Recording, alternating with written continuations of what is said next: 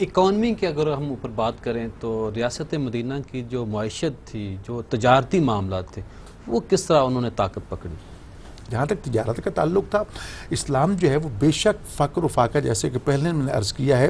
भीख मांगने को कतन पसंद नहीं करता, लेकिन साथ उसकी ये भी कहते हैं अगर कोई साइल तुम्हारे पास आ भी जाए तो अम्मा साइला फला तनहर, फिर साइल को वापस ना लौटाओ, उसकी इज़्ज़त तकरीम भी करो, क्योंकि मांगने वाला खुदा का हाथ होता है, देने वाला तुम्हारा हाथ होता है। तो लिहाजा दूसरी बात यह कि आपके सामने कुछ लोगों ने फ़क्र का शिकवा किया, फरमाया जाओ लकड़ियाँ काटो, जाकर तिजारत करो।